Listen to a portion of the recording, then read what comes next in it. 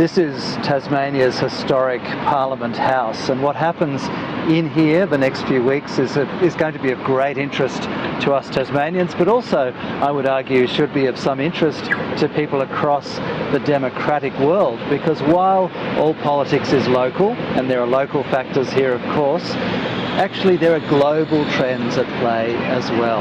And we've found here in Tasmania in recent days, where there's just been a state election, that there is a collapse in support for major parties. And this is a global trend around the liberal democracies, that people are disillusioned in governments, they're disillusioned with the traditional major parties. Even the new parties like the Greens had no increase in their support either. Here the Liberal and Labor parties, the major parties, saw that they are just not able to capture the support of a large enough group of the community to win majority control of this parliament, and this is happening across the world.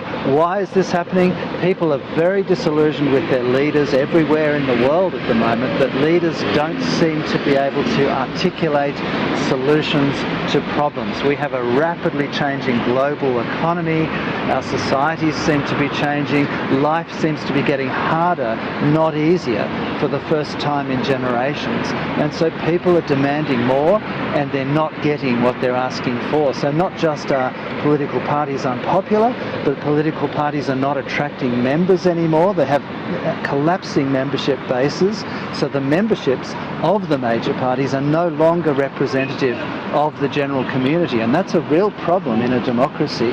Also, the policy debate that used to be the very basis of democracy just no longer seems real anymore. It seems to be managed by spin doctors, it seems to be short slogans, rather than actually having a discussion about the complexities of problems and finding solutions.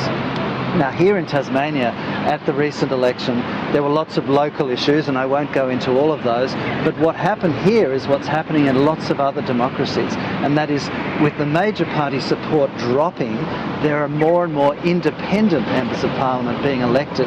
So shock horror for the major parties, this is a crisis. They feel like, how do we govern? How do we work with independents? Well, I used to work in here. It was 20 years ago and more, and I worked in here at a time that we actually had a very strong majority government in Tasmania, led by Premier Jim Bacon at the time.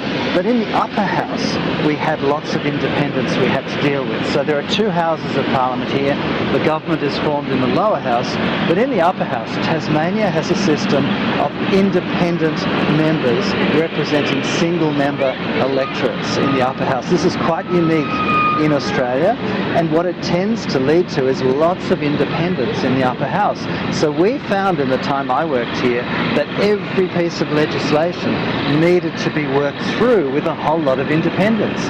We needed to treat people with respect, we needed to treat them with information, lots of data, lots of useful, valuable information on what the solutions to problems were, and we found in the time that I worked here that we were able to get every single piece of legislation through an upper house dominated by independents.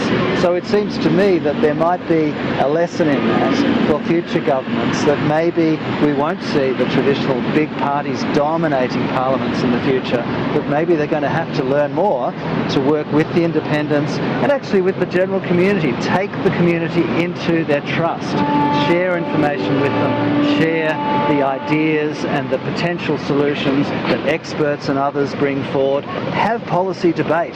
This is actually what I think people will welcome, and it's something that will terrify the major political parties, but just might be the way of the future.